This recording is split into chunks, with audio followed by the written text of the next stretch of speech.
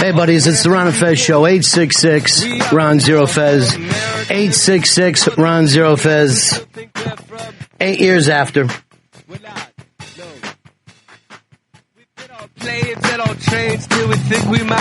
We'll open up the phones now. Do a little bit of Ichiban. But it is the Ron and Fez Show. Ron Bennington, Fez Watley, Chris Stanley, Eastside Dave McDonald.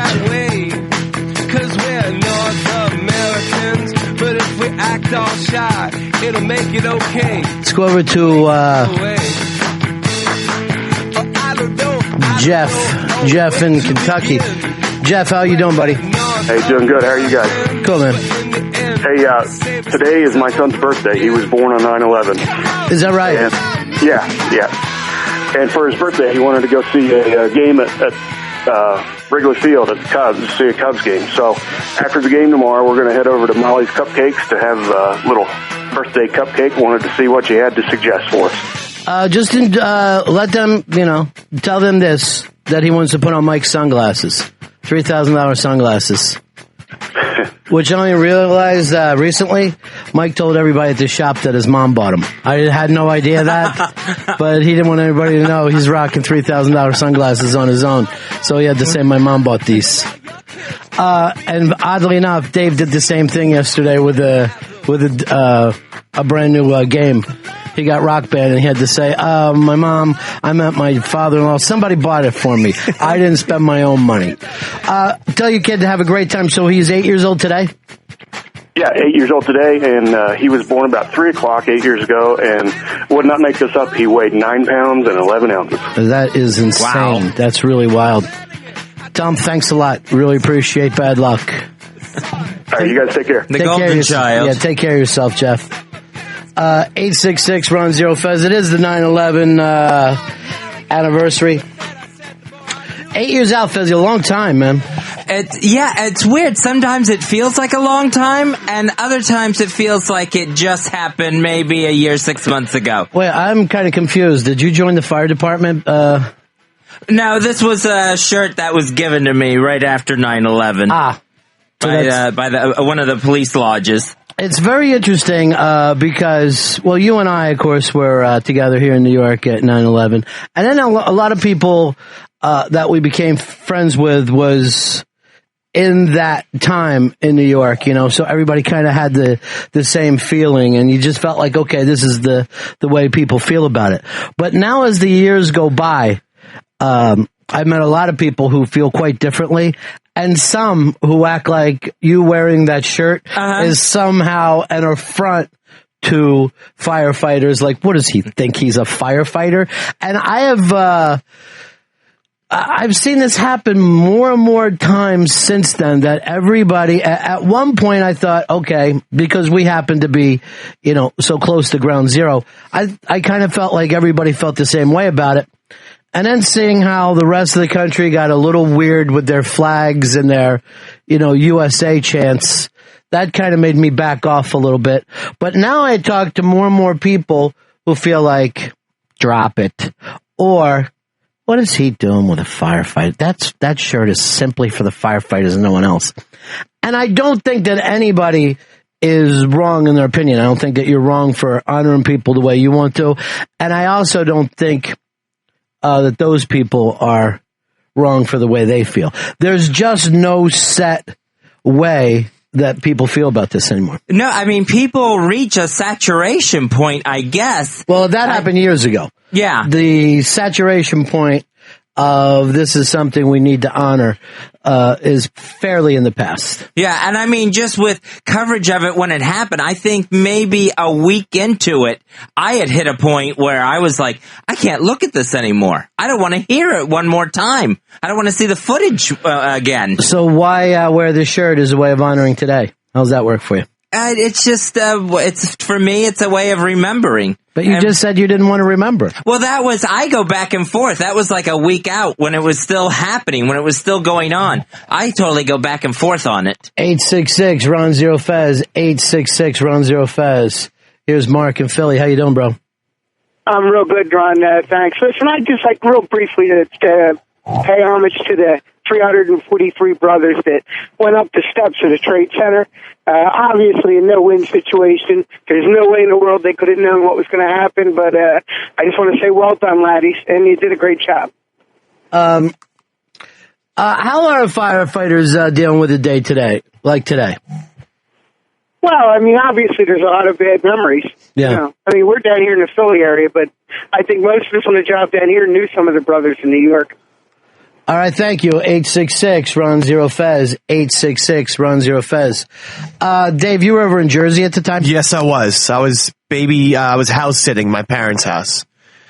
So nothing changes in your life over 8 years, does it? Yeah, but no, it was a nightmare. You said we're going to say that you were babysitting your house. Yeah, I mean, I meant to say house sitting. My parents were in Ireland, and they called me up and said, "What did you do? We just turned on the news. We thought we could leave you alone there in the area. What did you do?" But I mean, it was like, while I'm in New Jersey, I was kind of insensitive towards them because they were so freaked out coming from a Europe standpoint where Europe was basically, to them, my parents felt like it was broadcasting that it was Armageddon in America. Well, nobody knew at the time. Right. And so they were just totally freaked out. I was like, and then they couldn't get home right away. No, they couldn't. They stayed in Ireland for 2 or 3 more weeks than they wanted to. 2 or 3 more weeks? Yeah, than they wanted to. People forget how long that the planes stayed out of the skies. It was a long time. Yeah. And then when they started to fly again, it felt weird. Oh, yeah. It felt bizarre. Suddenly now you see planes again. Right. It felt weird getting into a plane, too, the first time you ever went on a plane since 9/11. You were just like, looking at everybody. Yeah. Just your head's on a swivel. I think I still look at everybody. Well, they've also got everybody paranoid by the time you get on the plane. Mm-hmm. You know what I mean? Yeah. You do feel like it's usual suspects. They treat you the exact same way as when you're in lockup. They do that thing where a random person will get pulled and their bags will get extra special extra special examination. I love the way you use your vocabulary. And it just makes you look at that person as you see them being walked to the side.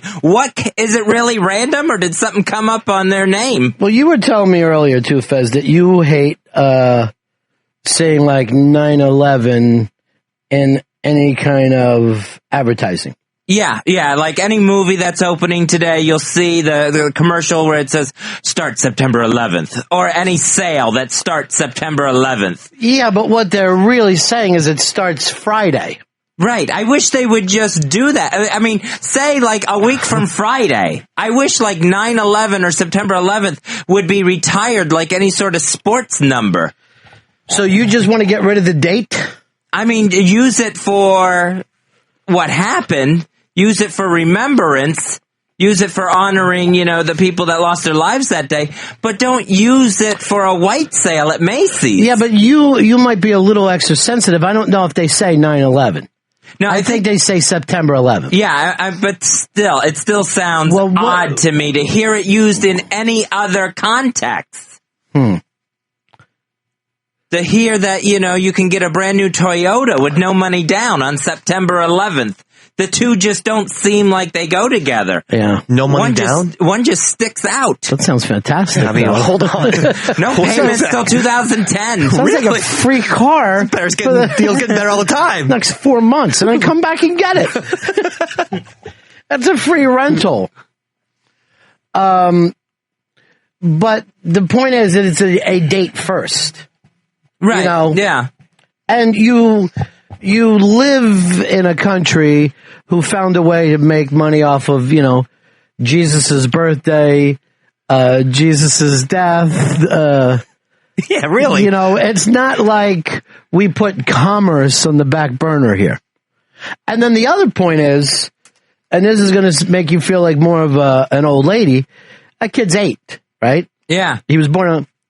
Your whole thing of how to feel means nothing to him. I mean, most of the time, if you see people 11 years old, they got no idea of what you're talking about.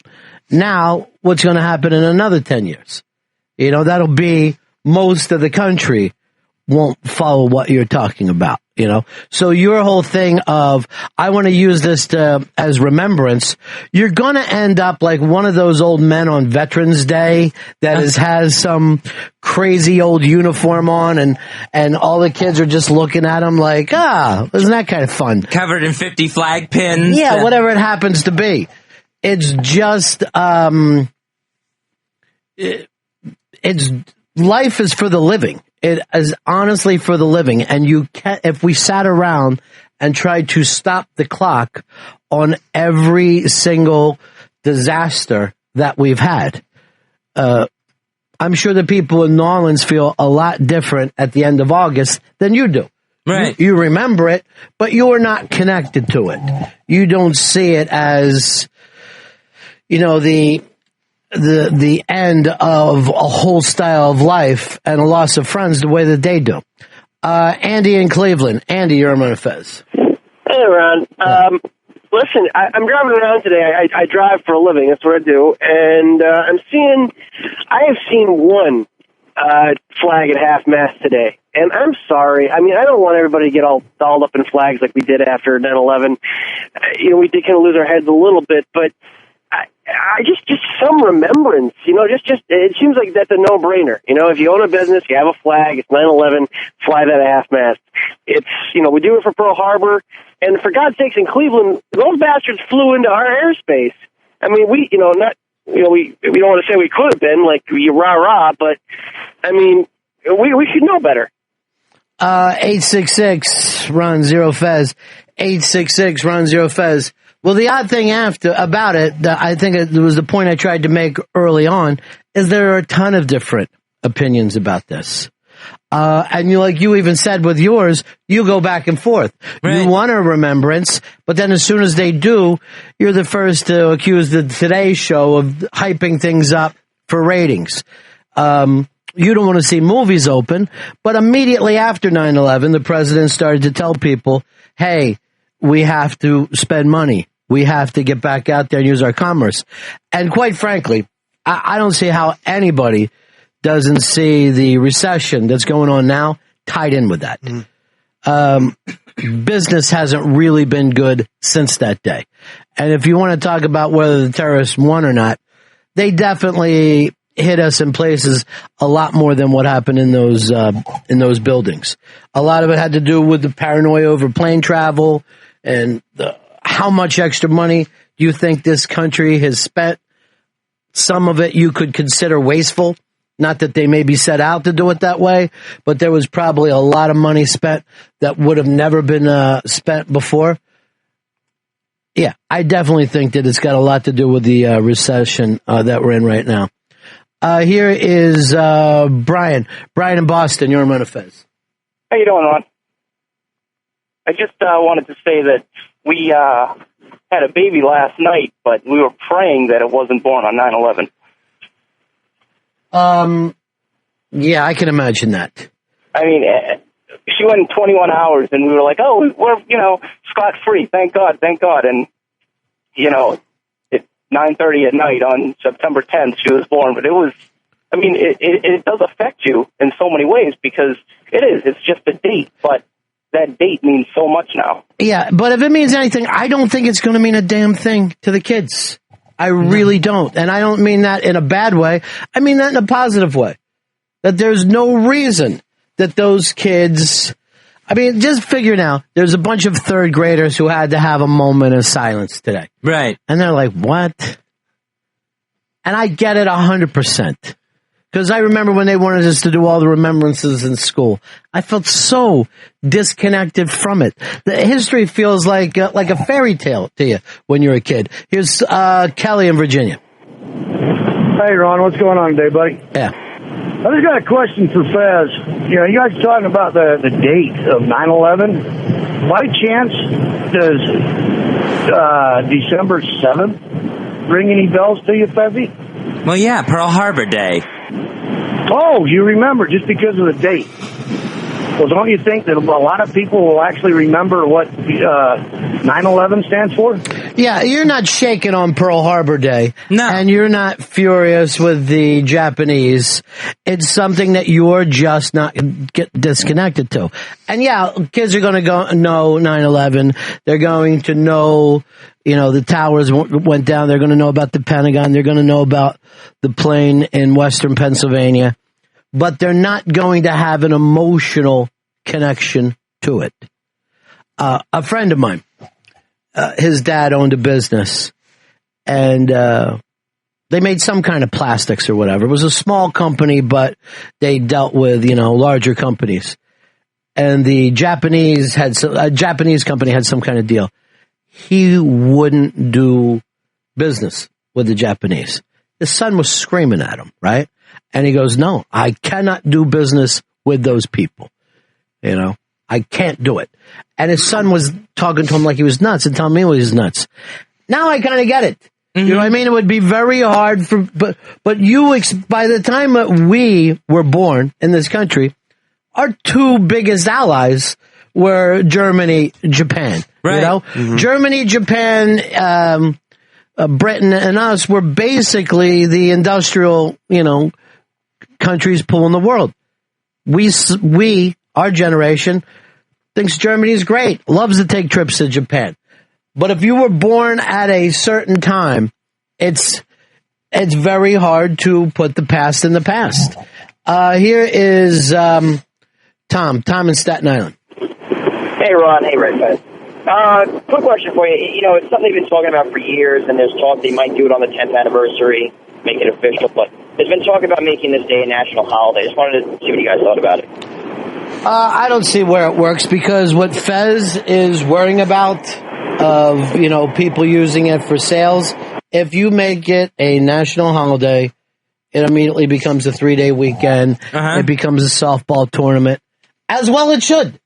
If you get a 3-day weekend, you should go out and enjoy yourself.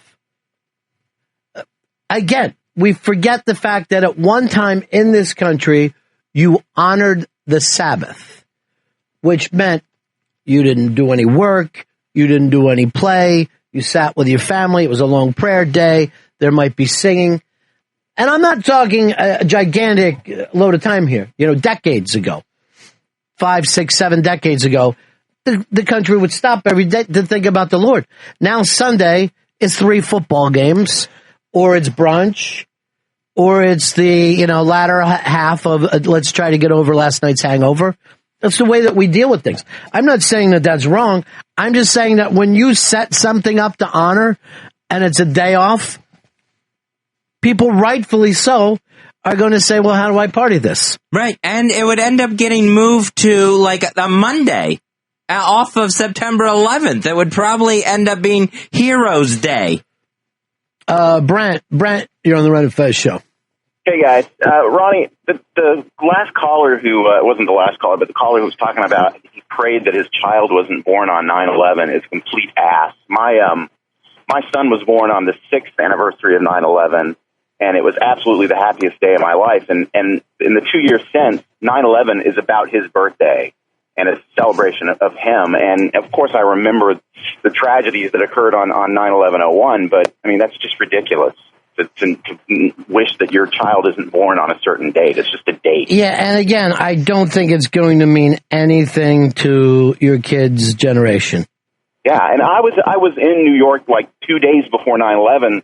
I can't say that I was in the buildings, but I mean, it resonated for me 2 days later watching those towers fall when I had visited New York and had been there, 48 hours before. But I mean, it's a date. And, if your kid's born on 9/11, celebrate your child. Absolutely. And again, the real reality here is that you celebrate life. Life is really for the people that are living, because we could take a calendar and fill it up with something horrible and tragic that happened on humanity every day and probably every hour. And there's just no sense in that. There's just no sense in it. Here is our old friend, Hot Liz, one of our good New York buddies. How are you, Liz? Hey, guys. I don't know if you guys remember that I used to teach middle school. And I taught social studies in middle school, so obviously it was a subject that I needed to talk about and needed to cover. And those kids, even last year, like the 8th graders who are 14, they don't have any recollection. They remember being in kindergarten and getting sent home. Right. But they have no frame of reference, and they wouldn't understand why, when we'd watch the moment of silence and things, why it would affect me, why I would get so upset. And because, I don't know if you guys did, Mark lived right down on Duane and Church. Sure, we all went down. He was 5 blocks away facing the towers on the 52nd floor. Right. I mean, it was the most frightening thing I'd ever seen. Yeah. But at the same time, as upsetting as it was the next week or so, as sad and as awful as it was, I mean, I have good memories from the next week, like your bar crawl, things like that. It got so many people together, and like, for the first time, New York had this sense of unity. And I mean, as awful as it is, like, I am able to have good memories that follow it. Yeah, I agree with you, Liz. And then that's also why I have, like, the really kind of closest kind of feelings to people like yourself and all the people that we knew after that. Because it was a bunch of people going, we just saw and felt the most horrible thing. You know, what can we do? But there's no reason, I don't think, that we should want everybody else to stop their life for that, particularly the kids. Because I don't think people out in Oklahoma would really understand, as much, not to pick on them, but like people out in the Midwest and stuff wouldn't really, not that they wouldn't understand, but I don't think it affected people in other parts of the country the same way. And I'm going to also say the same thing about Dave, because he was all the way down there in New Jersey. But you were in your big house.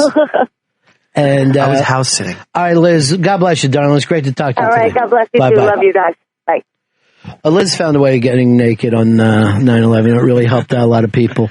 But do you feel like a little left out when we start to talk about this stuff, Dave? No, because your parents wouldn't let you leave the house that week.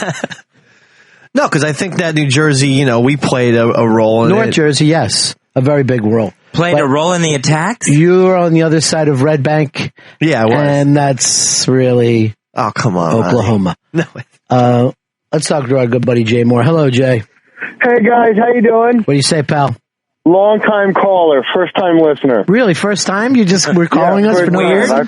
I call constantly. First time I've driven in a car with a radio in it. It's fast. Actually, by some of the things you say, I'm going to agree with that. I go, He just doesn't know what we were talking about before the phone rang. I do know that, a lot of time that's true. I just go, I'm going to call my butt ass. September 11th is a day that will go down as a happy day, because that is when Jay Moore appeared on the last season of Monk tonight. And let's turn this around. Mm-hmm. Let's turn this whole thing around and make this a day of celebration, because it's me and Tony Shalhoub, mano a mano, Monk and Moore tonight on the USA Network. And characters are welcome, by the way. Now, Jay, what is your character tonight? I'll give you one guess. Mm-hmm. I'm going to guess you play a tranny. Oh, no, sorry. The answer was sibilant. No, I play a lawyer that's kind of a dick. But I beat him. I'm the only person in the history of the show. Like, if the show has fans like Star Trek that are insane, I'm the only one that ever beats Monk in a trial. But somehow Hollywood does see you as somewhat of a tight ass, don't they? Yeah, I don't know. I went through my IMDb page one night when I was whatever, and I realized I played way more nice guys than bad guys. I think just the first time out of the gate was Jerry Maguire. I was a bad guy, and nobody knew who I was. So it's Jay Moore, that guy from Jerry Maguire. A guy came up to me. I was with my wife at a frozen yogurt shop. She was getting frozen yogurt. All fucked up. And the guy goes, "You sure are a great asshole, man. I got to tell you." You just start swinging. I was like, you know what? I could headbutt your fucking face for saying that to me in public. Yeah, but even that would enforce it. Even in a movie that you're being nice to, like Jennifer Aniston, it still feels like you're going to do something awful. The Fez has a salient point that would just enforce it. Yeah. You are a great asshole. Pow! I knew it. Thanks for proving my point. All right, Jay Moore tonight on Monk. Monk on the USA Cable Network. Picture Perfect, great, nice guy. Gary, I'm married, super nice guy. Go, nice guy. Playing by Heart, super nice guy. I have IMDb in my car. How come you never bring up my favorite role that you did? Well, what? Nice guy Eddie? No, groomsman. Super nice guy. Cousin Love Mike. that. You didn't talk to me. You didn't talk to me for 8 years because you're a gay. It was my favorite thing Jay's done. And I was like, yeah. Me too, man. Yeah. You want to hear? Did I ever tell you the Keitel story where the Teamster rang his doorbell? No, tell me. When I was doing Picture Perfect, they were shooting Copland, and for some reason one day, me and Harvey Keitel had to share a van ride into Queens. So they picked me up at 6 in the morning. We go get Keitel at 7 across town in Tribeca, and the Teamster said that Harvey had him out until 3 in the morning. He wanted to be dropped off at the disco so he could dance. Well, I want to do some disco dancing. So he does some disco dancing, and then he's supposed to get picked up at 7, and we're in the van. I fall asleep. I wake up in the van at 9, and Keitel's not in it. And so we wait there, 9:30, 10 o'clock. I'm reading a book. Then finally the team goes, this is ridiculous. New York Teamster, he doesn't give a shit.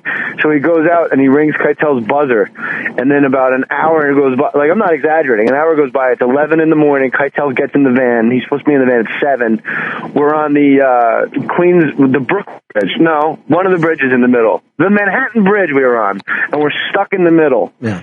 And right in the middle of the bridge, rush hour traffic, no one has said a word in the van ride. It is fucking ice cold. And when we get in the exact middle of the bridge, Keitel in the front seat looks over and goes, don't you ever ring my fucking buzzer! Do you understand me? If I don't come down until fucking tomorrow, you will sit there and wait. No one rings my buzzer. Never. Do you ring me? And the guy goes, you got it, Harv. You come down at midnight. I'll be here. You goddamn right you will. And then he just looks straight ahead and didn't say anything the rest of the ride. He's right. I hate a buzzer sound, though. It drives me nuts. I know you're there. Don't you ever. All right, Jay Moore. Tonight on Monk, Jay Moore, he does it one more time. It's a celebration. IMDb him. Take care, my friend. 866 Ron Zero Fez. 866 Ron Zero Fez. Here is, let's go over to Joe in Philly. Joe, you're on Ron Fez. Yeah, Ronnie, I got a little quick point here for you. Yeah. People are talking about children and younger people having a lack of reference for 9/11. I'm 25. I mean, I remember where I was. But think about all the video and all the stuff you saw that day, people holding hands, jumping out of the windows. Jerry That's going to stay alive forever. Yeah, Those Jerry videos. Bruckheimer. It's almost going to be, when you're a kid, it's going to look like a movie. Wow. Because we've had so many movies that looked exactly like that day. And movies that came out before that day. Yeah. And then movies since that day what was the movie I hated with the fucking stupid retard monster? Godzilla? No, the one that Cloverfield. just- Cloverfield. Cloverfield, thank you. I don't know what I'd do without Chris Stanley. While everybody else is just grunting at me, Chris Stanley's running in with the answer. And here's the other thing for the other two. You never know the answers. Stop just making noises at me. Leave it open so he can answer. Because this is what I get from you guys. I got Godzilla. Godzilla's a stupid It's the same answer. movie. But Cloverfield actually ripped off some of the actual 9/11 footage. Yeah. So to those young kids. Now, if you're 25, yes, you are going to remember it. You're of age. But, Liz is pointing out middle school kids, that's 12, 13, they're not going to be as connected with it. Here's our buddy Coke Logic. Hey, Coke Logic. Hey, what's going on? Hey, I wanted just to address what Hot Liz was mentioning there, that if you were not in New York, you really didn't feel the impact of 9/11, which I think she needs to kind of consider. There's other major cities in the country, and Chicago was talked about Target, and I had to go down there. I was commuting at the time, and that's just when they started announcing, oh yeah, they might start targeting, the trains. So it's not just an isolated incident. Be a little bit more considerate. All right, so Liz hurt your feelings by not saying it's all about Chicago? Not hurt my feelings, but just kind of be like, 8 years after, there's still people out there that Can I tell you, Logic? Our hearts and minds are with the people of Chicago on this day. Take care. 866-RUN-0-FEZ. 866-RUN-0-FEZ. You can't put it up and then take it down before I can read it. Dave, of course, being in Jersey, and I was teasing you a little bit that you weren't part of it. What happened with the crowded parking lots at train stations and bus stations because people wouldn't come in? That had to be a very difficult time for you folks. It was terrible. Nightmares. What happened was we got hungry and other people were blocking the vending machines at the bus station. So that was a nightmare. Jason, you're on the fence. Happened with the crowded parking lots at train stations. Turn your radio down. Because people. You're going to make me have a 9/11 meltdown. I don't want to do that. Not on today. All right, let's see. I hate also when people say non-New Yorkers could have felt as badly as New Yorkers. Yes, I've done that to people. I understand it. When people go, I hate this, I'll go, well, maybe it was a New York thing. I've done that to people. I honestly have. It's awful. But you know, you're gonna build that car, and it's all almost like the same way when someone in your family dies, and then you yell to your chick, "It wasn't your father. It is different." You know, it's awful, but we do that kind of stuff. It is what you're feeling, though. Here is Colin in Nebraska. Hi guys, how's it going this morning? What can we do for you? I was a fire medic during that time too, and I was raised out here in the Midwest, and I think the big difference is I kind of agree with Coke Logic, and I disagree in part with what Liz was saying. We as a community, when something in that extreme happens, we all kind of pull together anyway, whether it's somebody's house burning down, whether it's an ice storm or a tornado. So we're kind of raised to deal with things, and I think New York just got struck in that one big extreme where it was so drastic. Yeah, because tragedy doesn't happen in New York. It's a Midwestern thing. So we're not used to losing people or planes crashing here or buildings catching on fire or people being murdered. Yeah, here we are. We live in this really candy-coated fucking 212 area code. So we're not like Midwesterners where we know how to deal with tragedy. We've never had serial killers. We've never had trains crashed into each other. We've never had maniacs running down the street pulling guns out. The Trade Center had never been bombed before. So this is all brand new to us, but thank you for that. 866-RUN-0-FEZ, 866-RUN-0-FEZ. Here's Mike in PA. Mike. Hey, you know what, that thing about people around the country not being able to understand or feel it. A couple of points. One, we've all had to deal with Democrats and Republicans infringing on our First and Fourth Amendment rights for 8 years now in the form of keeping us safe. So trust me, we all feel it.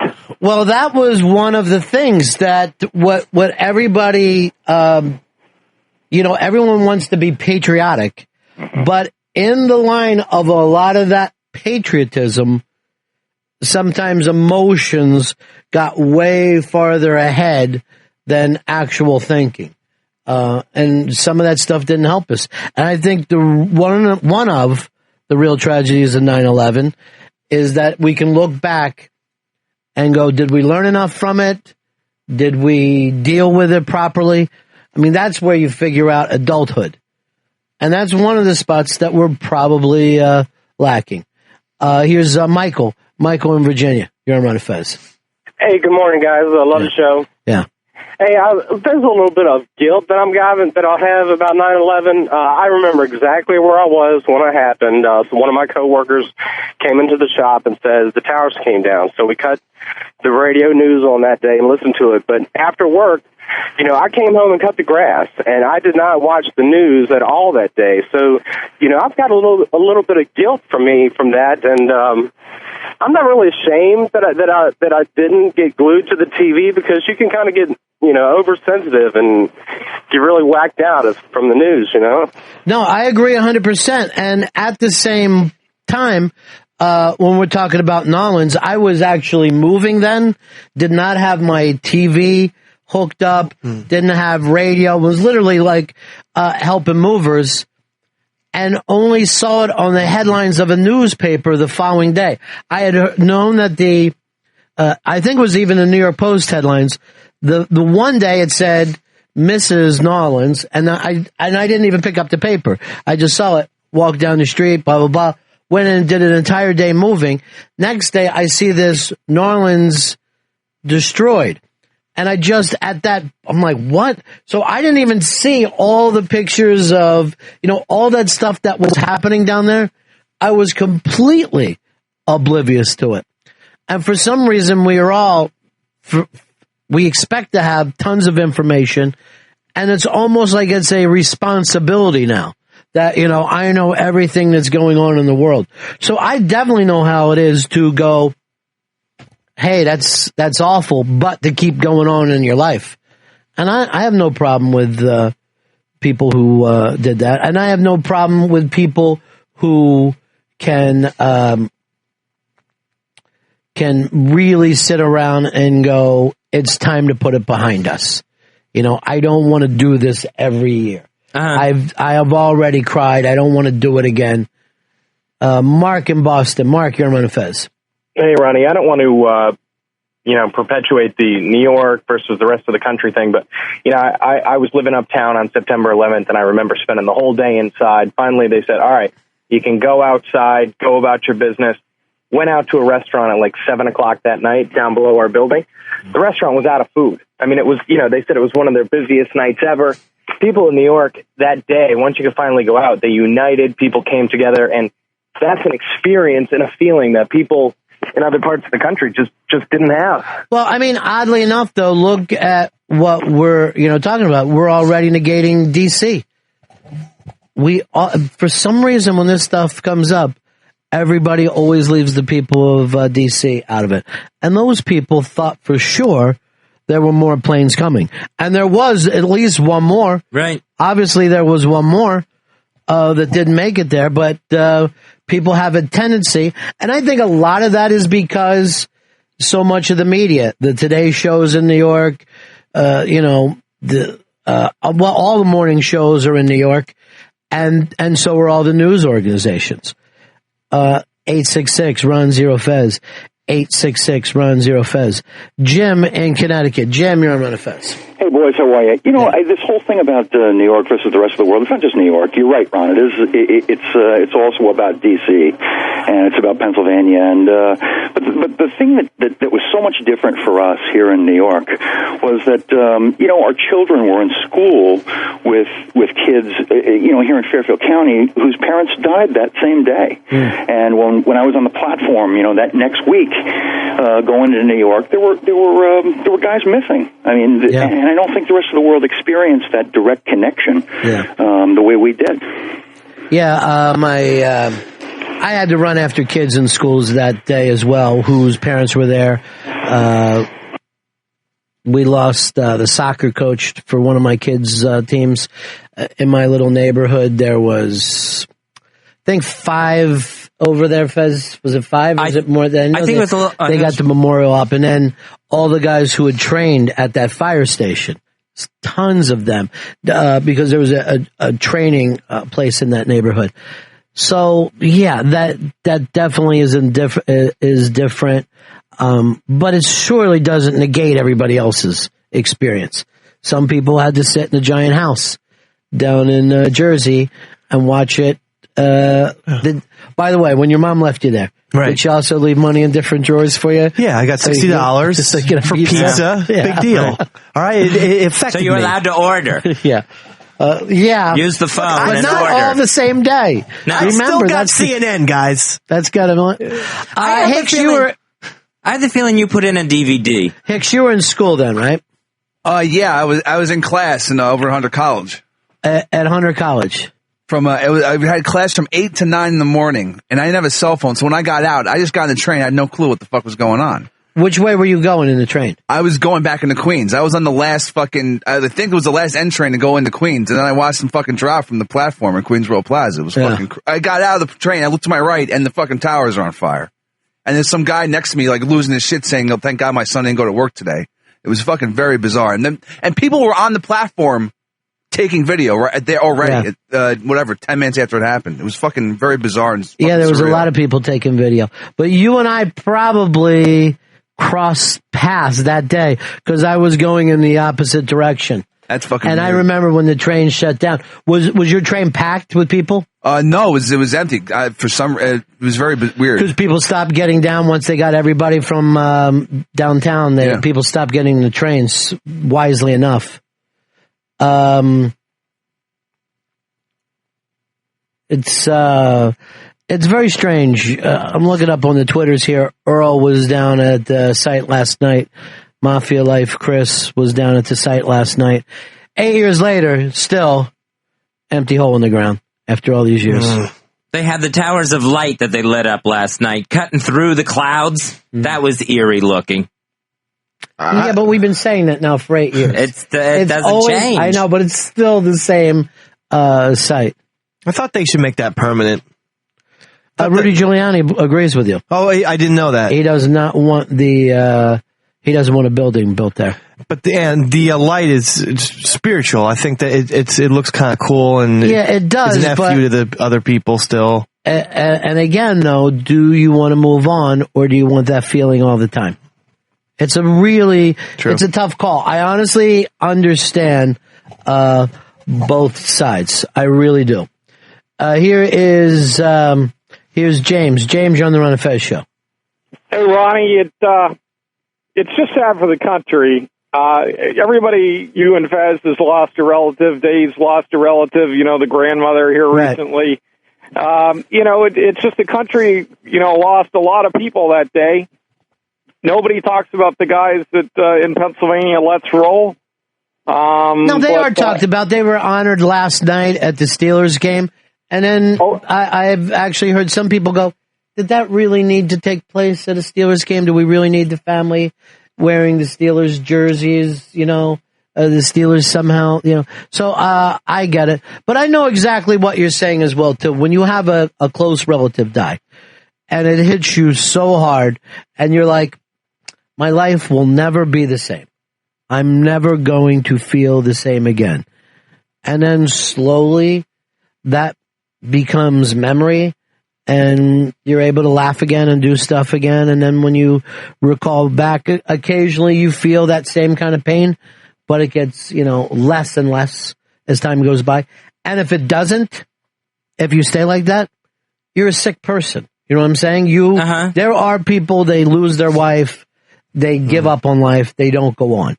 And everyone looks at them and says, that's sad. That's, that's pathetic because you only get to live so long and you didn't take advantage of it.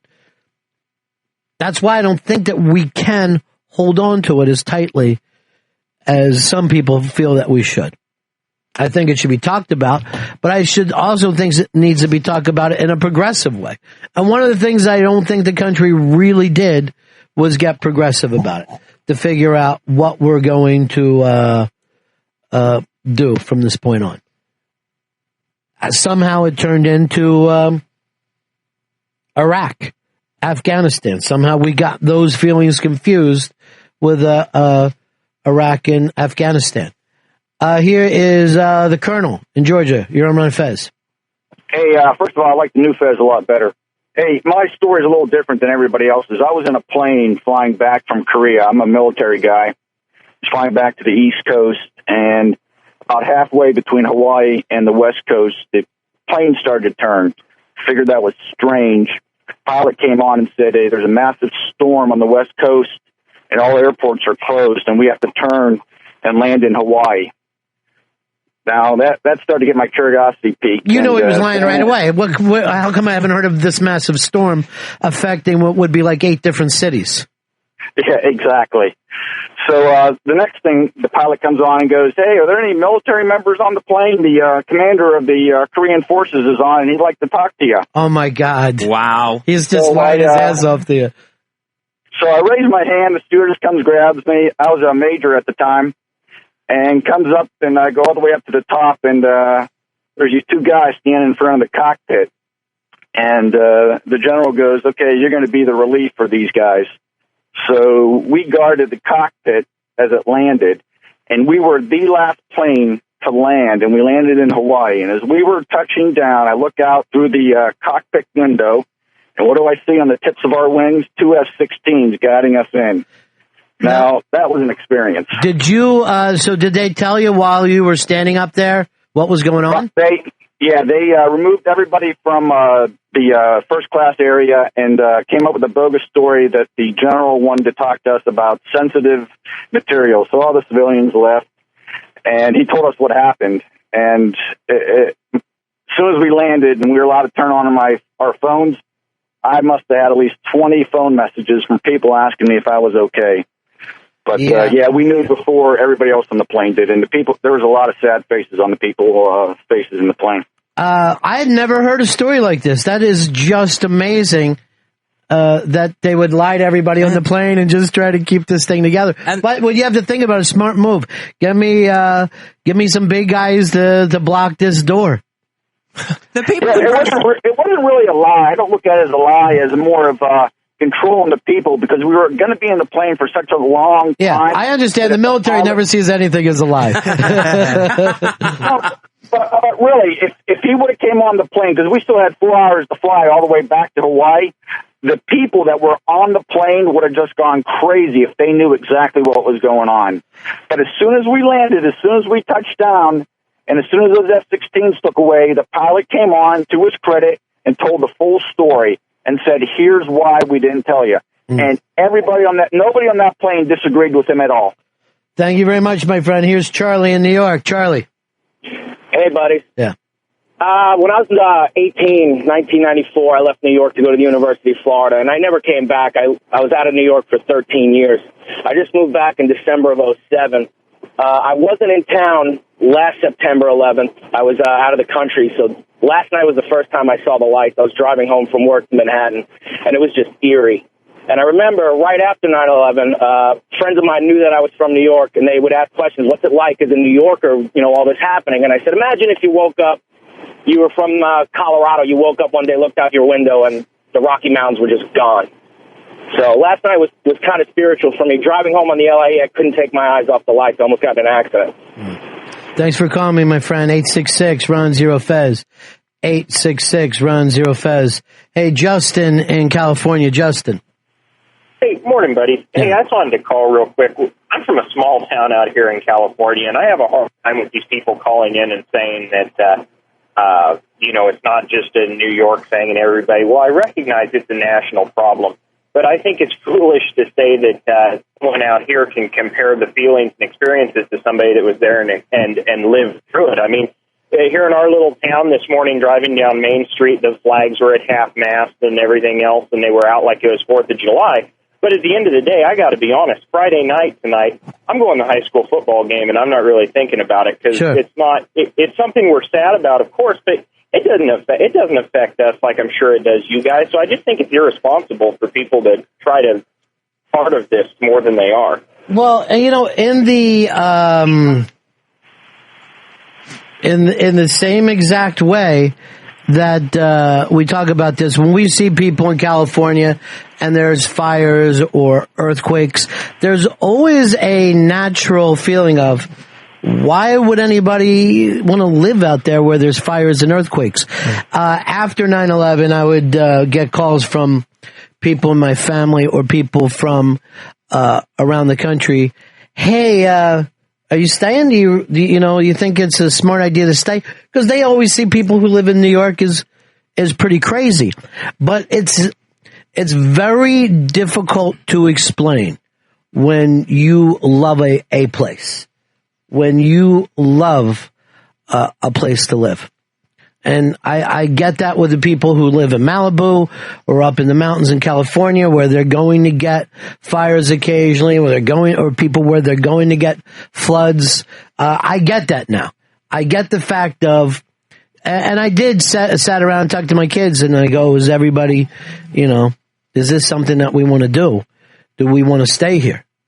Because when a lot of people talk about 9/11, they think it's just the one day.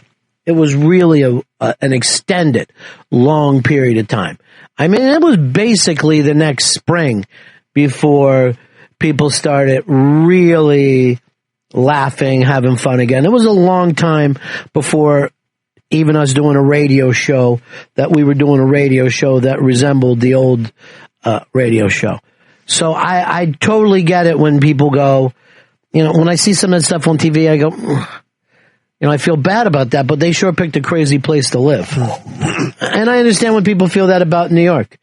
866 Ron Zero Fez. 866 Ron Zero Fez.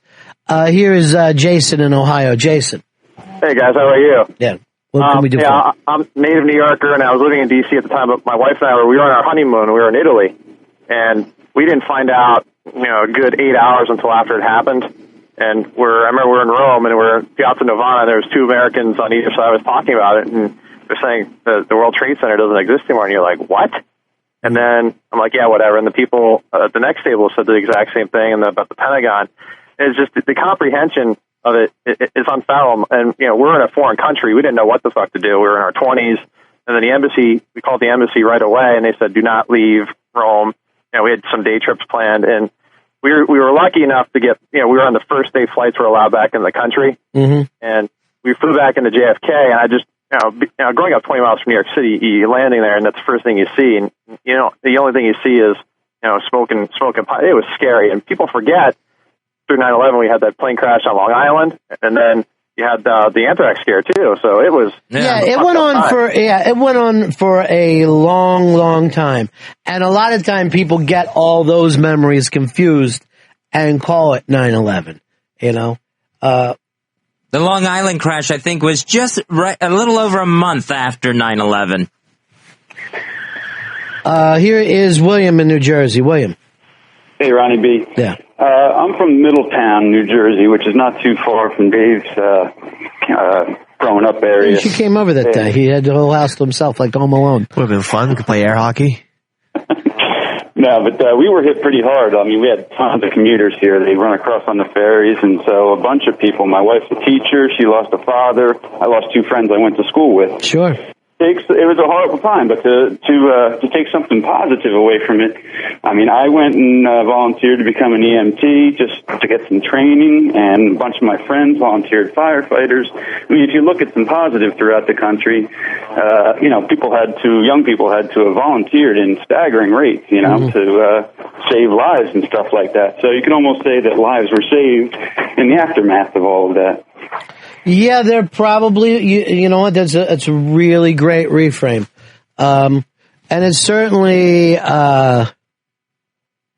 reframed a lot about the way people start to think about firefighters, EMTs, and cops. I mean, I grew up not trusting cops at all. I had a family that didn't trust cops. I had friends that didn't trust cops. I lived in a neighborhood that didn't trust cops. Now, as the years went by, it would be like with black people, like, oh, I have a cop friend. Like you might have one guy kind of, hey, I'm a cop. You might be suspicious, but then you start to accept him as a person. But I actually, never felt that comfortable around cops, and that made me reframe that. I still don't trust them, but I get that they do more than narc people out. Here's our good friend Mikey Boy. Mikey Boy, how are you? Good. Hey, guys. My father was a commercial airline pilot who was actually in the air when 9/11 was going down, and which was really scary for us because we couldn't get any information on what was going on with his flight, and we actually didn't get to talk to him about 12 hours after everything had happened. Wow. But he was flying from England to New York, and he got rerouted to Newfoundland. And I guess they told the pilots that it was the captain's decision as to whether or not they could tell the passengers what was going on. And he was the captain, and he made the decision not to tell them. And actually, once they got on the ground in Newfoundland, he made an announcement of what had happened. But I guess it was something that was each pilot's call as to how to treat the passengers. So. Do you know what he did tell them? Why we're landing in Newfoundland? He told them they were having some mechanical problems, and I guess it was not which seems kind of odd. But that would be worse for me. Yeah, I would. Oh, or no, it actually wasn't that. It was. I think it was some kind of weather pattern or something like that. He's probably going like this. I don't want to scare these people. I'm going to tell them that the plane's not working. I think we lost an engine. I don't know. We're going to try to glide this thing down. But then they couldn't leave Newfoundland. Right. Those people had to get out and stay in Newfoundland like Donnie Dunphy. Well, actually, it was. I don't know if it was my. I think it was a different flight because they'd put a bunch of flights down in Newfoundland, and I guess there was one person who was terminal with cancer or something, and said he had to go to the hospital. So he and his the person he was with got released to go to the hospital, and they just didn't go. They just wanted to be off the flight, and this created this huge security risk, as I understand it, and they just made everyone stay on the planes for the longest time too. Oh Jesus! Yeah, so it's a complete mess. Yeah, I am sure that's the last time that they will ever leave it up to the pilots because, they did not see this scenario beforehand. And I'm sure they have now played it out a million times of this is exactly what the pilots will do. This is exactly where they will go. This is what they'll, report back. But at the time, I'm sure it was just a mad scramble of, can you guys just handle this today? Yeah.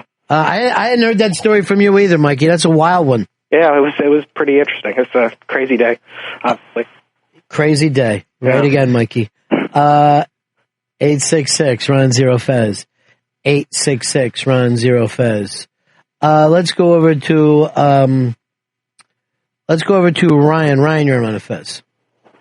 Hey, buddy. Yeah. Hey, I was just calling because those folks that are saying that it's nobody else felt the impact outside of New York and it's irresponsible to think so. I mean, I felt the impact in a big way because that's the root reason why I had to spend 18 months in a sandy shithole. So even people out in Oklahoma can feel the impact of what's going on in New York. And the same thing with New Orleans. That's the reason why I had to spend a month wading through shit water in New Orleans. Well, at least you're positive about it. Well, I'm not saying it's a bad thing. I'm just saying that, people outside of New York can feel what happens in New York. We're one nation. We're not just one state, and it affects everybody.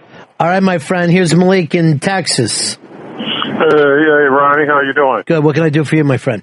Hey, I'm probably going to be the negative guy here. I'm one of the people, and let me preface it by saying that I spent 26 years in the military, had top secret security clearance and all of that. I've seen some crap go down, and I'm one of the people that when it happened, although I was shocked, felt sorry for the folks that was involved, but really couldn't give two shits about it. I was kind of the opinion that, well, here we're finally getting our due, so to speak. But don't get me wrong, the police did a wonderful job, and the people who responded and all of that, wonderful jobs all.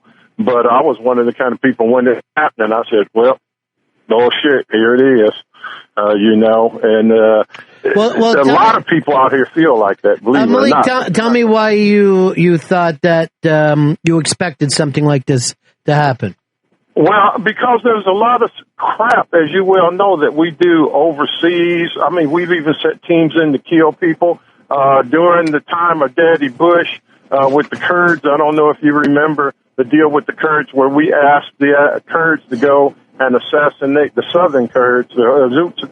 We asked them to go in and kill Saddam Hussein, and if they made the attempt, we would allow them to come across the border into Saudi Arabia and whatnot. Then once they made that attempt, and of course they weren't successful at that, when they came back and tried to cross the border, no Daddy Bush, and we wouldn't let them. And of course Saddam Hussein come along and killed them all. But that was just the example of, thousands and thousands of incidents that we have done that sort of thing. And it wasn't for the protection of our nation or to our rights and to save us, our democracy and all that. It was all about money. And so when Malik, let me ask you this. You said you spent 26 years in the military, right? Yes, sir. Yes, sir. And you see the military is doing a lot of wrong things. Well, yes, sir. But we do it supposedly in the name of freedom, justice, and equality. Okay, well, let me ask you about your morality. Why would you stay with an organization that you feel is so wrong? A job and an education. Mm-hmm. So for you... And I didn't always feel it was so wrong. I went into the military with the glassy eyes and rose-colored glasses and all of that.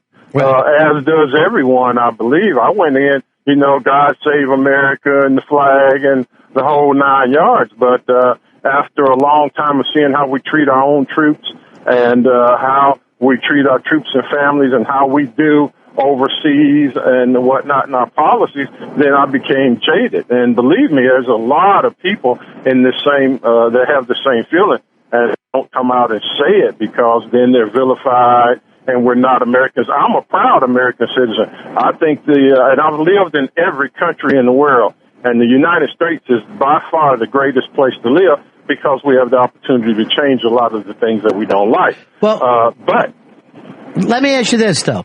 Do you feel like we've made any changes about the stuff that you think are problems? Have we woke up to that over the last 8 years, or are we still doing the same stuff? Well, again, I'm retired now, so I don't have all the information on what we're doing now. But what has surfaced, we haven't learned the daggone thing. With the torturing, all the other things that has been proven that we're doing, I don't think we've learned the doggone thing, and I don't think we will because it's all about the money. It's all about the money, and that's what drives a lot of stuff. So we find ourselves maybe being a little more covert in some cases, and then when we get found out, it's all, oh, we're so sorry, and we don't allow that anymore. And I don't care what administration it is, whether it's Obama or the Bushes or whatever. We're still, the military is an arm of the civilian populace. We are governed by civilians, and it will always be about who's in office and what money is going to be made. So in answer to your question, Ronnie, I don't think that we've made any great strides. Neither do I feel, honestly, that we're going to be quite frank. Malik, thanks for calling the show. 866-RUN-0-FEZ. 866-RUN-0-FEZ. Fezzy, what do you think about what he had to say? I think, well, I kind of agree with him that we haven't learned. I hope that at the very least we have learned this, that maybe a preemptive war isn't the best idea in keeping us safe. He just didn't say that we didn't learn. He said that we deserved it. He's saying that we deserved it. I'm asking if you agree or disagree. Oh, I don't think we deserved it. Why not? I don't think we deserve to have civilians attacked. One of our cities attacked, but three of our places actually. But he's actually saying that we've done the same things around the world, and you even said in that preemptive war, the war on Iraq, which was preemptive, where civilians killed there. Oh yeah. Do you sit around and honor them on any certain days when our bombs hit? No, I haven't. I mean, we really are using borders all the time. Here's a person who was a Marine Guard at the time. Cody in Colorado, you're on the Ron and Fez show. Hey, buddies, how's it going today? Yeah. What can we do for you? I was in Geneva, Switzerland as a Marine Guard, and when 9/11 happened, and we were all out on a run. And when you're an embassy guard, you always got to be in contact with the Marine at Post 1. So we all had our beepers on our little shorts, running around, and we all got our beeper call. And usually, there's some type of drill or something, but I looked at my gunny, and he was just as surprised to get the beeper call as we were, and we were like, oh, shit. So we all went running back to the embassy, got there, and on the TV were the towers on fire. Then they fell, and then we got a call to Post 1 saying to man the embassy for the possibility of any other attacks. So we were stuck in the embassy. Not stuck. We were guards for 72 hours. And before we were allowed to go, just in case there might be another attack on the embassy. What do you think of what Malik called with? Do you agree with him at all? You're a guy who's a Marine. Do you agree with him? We've done a couple, pretty shady things in the country at times to places, but I don't think anybody deserves that. We didn't deserve that. I mean, we've also done a lot of really good things around the world. I mean, we've fed a lot of countries. We've helped out with disasters. I mean, we're usually the first people there when something bad goes on in some other country to help them out. I mean, so we do a lot of good things, but any government or any military. All right, thank you, my friend. Bad things happen. 866-RUN-0-FEZ. 866-RUN-0-FEZ. Here's Mark in New Hampshire. How are you, Mark? Good, Ronnie.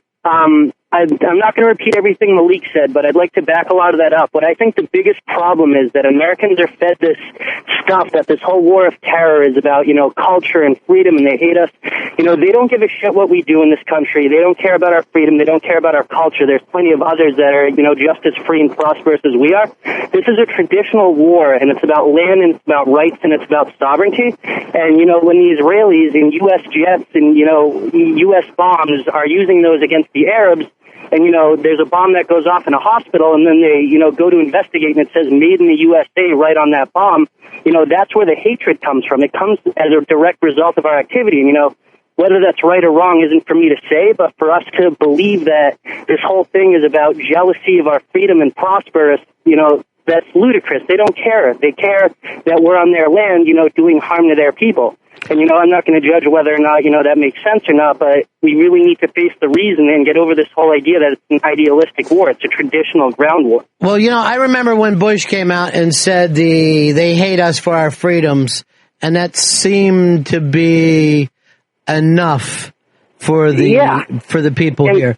And we all kind of accepted that and not questioned it. But, these are educated people over there. These are doctors, lawyers, educators, smart people, that are giving up their lives. And they're not doing that out of jealousy. They're doing that out of concrete reasons. And for us to not realize that, it's crazy. Well, the interesting thing that I've never heard the American people really talk about. What were the three things that were attacked that day, Fez? You had military. Right. You had our government, which that plane went down that was supposed to hit the Capitol. Yeah. And you had Wall Street.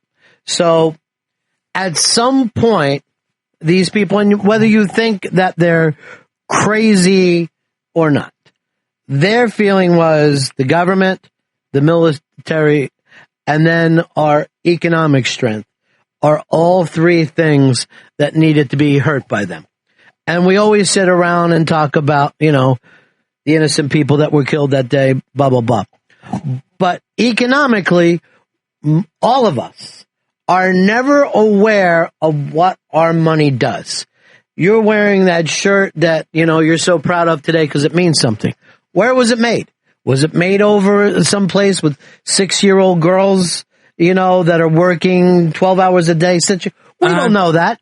We have no idea at all how a lot of stuff that we do with our corporations affects the rest of the world. We just have this luxury of living in a bubble when you're in the United States of America. You really don't know when you see those things that half the world lives on $2 a day. We can't even comprehend that. We don't even understand that kind of poverty because our poor people have a lot more money than that. People that are broke in this country are still eating food, still drinking water. 866-RUN-0-FEZ. 866-RUN-0-FEZ.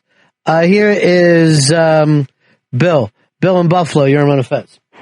Ron, how are you? Good, my friend. What can I do for you? Well, let me preface this call by letting you know I did 22 years in the Army. I have a top secret clearance with a special background or special investigation background, and I doubt seriously that Malik has any kind of fucking clearance, because if he did, he wouldn't have been saying the dumb shit that he was saying on the radio a few minutes ago. Tell me where he's wrong, Bill. Talking about how we're over there, just doing these awful things, assassinating people and doing this kind of bullshit. If he actually had knowledge of this, he wouldn't have been fucking shooting his mouth off the way he was. It's mind-boggling to me the people that don't know, who think they know, start spouting off about shit they have absolutely no clue about. I appreciate it, Bill. Take care, my friend. Here is Eagle Eyes. You're on the Run of Fez show. Hey, Mr. Bennington, good afternoon. What do you say, my man? I'm going to back up that guy that just called. I felt like I was back in the Army for a little while listening to Malik. That guy was a complete and utter moron. First of all, I was in Iraq for 18 months, and I saw firsthand dozens and dozens of great things that we did, schools that we built. I worked with guys that were in search of nuclear weapons, so I know that wasn't a front. A lot of things that happened there in Iraq didn't go as planned, but nonetheless, there are thousands and thousands of great things that are going on, and he sounded a lot like a vast majority of our military. So I can't agree with Malik at all. But So hold on, I'm interested in one thing. You saying there's a lot of that kind of negative feeling in our own military? Oh, there's a ton of that kind of negative feeling. It's that same kind of guy with that same, Southern drawl. I'm not trying to stereotype anyone, but it's that same kind of guy that just has that general source of, I'm here for a job and for a paycheck, and we're nothing but a corrupt nation, and we're getting our due by dealing with this kind of stuff. I mean, that sounds a lot like I'd say 75% of our U.S. Army. I appreciate it. Here's Mark in Texas. Mark, you're on Run Fez. The difference isn't the motive between a terrorist and a military operation. The difference is when you target civilians, when you bomb children on purpose, terrorism. You drop a bomb on insurgents and you accidentally kill children. Yeah, that's fucked up. But you weren't aiming for the children. That's the difference. That's where I draw the line. Well, here's what I was bringing up, though. Do these terrorists, right, see the economic arm of our country the same exact way that they see the military or government part? That was my point. Like, we're saying innocent people working in Wall Street, and I'm not that far from Wall Street here. Obviously, I have a lot of friends who work in Wall Street. But to see some of these third world people, are they almost seeing those people in the financial matters working against them, almost like they were part of the military? That was my question. Yeah, the top echelon terrorist people do see it that way, but the grunt on the ground with the bomb on his back has no idea about that. He just filled with hatred and nonsense propaganda. But the top echelon leaders of this movement against us, yeah, you're right. That's how they see it. And you have got, we have still not coming up with what kind of life that these people live, that at the end of it, their plan is to have a bomb strapped to themselves and to blow up with it. Can't even comprehend. Don't have the slightest, and it's one of the things that we actually do need to comprehend in this country, to figure out how these maniacs are. Blake in Rhode Island, you're on Fez. Hey, how's it going, guys? Yeah.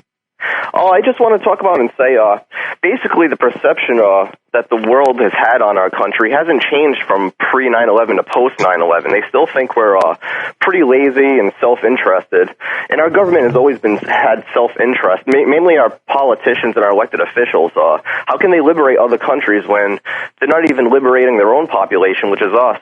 They're just taking our rights rather than giving them. Thank you very much for calling, Blake. Thanks. I got to move into a break here, though, Fuzzy. Guinness Beer, it is celebrating its 250th anniversary. It was in 1759 that Sir Arthur Guinness signed his lease to start brewing Guinness. 250 years later, you can still enjoy the great taste of Guinness Beer. And in fact, they've got an anniversary edition of Guinness Stout that's available all through the month of September. You can get it at your local bar or pick it up at your local store. Make sure you ask for it. What's the celebration? A bunch of guys drinking Guinness and then bare knuckle fighting? I don't know if it gets Did you say something about my mother? Did you say something about her? A saintly woman. A saintly woman. Hopefully it doesn't escalate into that. People can just get together with their friends and enjoy the Guinness 250. I guarantee you this is going to be a night ahead, buddy. There's no way around it. It's the Guinness 250th Anniversary Stout. So it is brewed and it is limited edition for this month only. So you want to make sure that you get to it. Go to Guinness.com and check out where you can find it and how you can celebrate Sir Arthur Guinness Day. You make me want to have a Guinness Fizz. When I hear your commitment to the product, it's exciting. So grab some friends, head to a bar Being near... sarcastic. Oh. So get your friends together, head to your nearest bar, enjoy the Hold Guinness... on, let me say this to my friends. Dave? Yeah. Hicks? Yeah? Yeah. You guys like to go to a bar and drink Guinness? I would like to do that. Fuck yeah. All right, there it is. They're in. It's all happening. When's this all go down, Fez? It's all through the month of September with the Guinness 250th Anniversary Stout. You guys want to spend the rest of September drinking Guinness? Yeah, I would. Yeah. I would like to do that. All right, your spots are working, Fez. Guinness is a trademark of Diageo, Guinness USA, Norwalk, Connecticut. Please drink responsibly. I'm pretty sure once I get these guys drunk, I can get them Guinness tattoos. You guys in? Fuck yes. Perfect. That is a Always no-brainer wanted one. right there. We're going to take a break here. When we come back, we'll announce some winners on the Ron and Fez show and a special guest coming up. It is Ron and Fez. Thank you, I just wanted to let you know, Ronnie, it was, again, another great interview. And I always love to call you guys on a day like today when did a lot of good work a long ways ago. And I always like to call you guys today and say hey.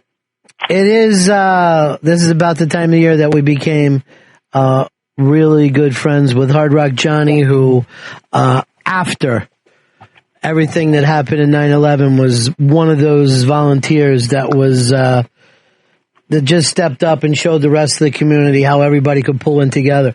And I was always amazed by you being able to even be a clear enough head. And it was very helpful to us. It gave us some way to help out on the air. And it's weird that it's been 8 years though, huh, Johnny?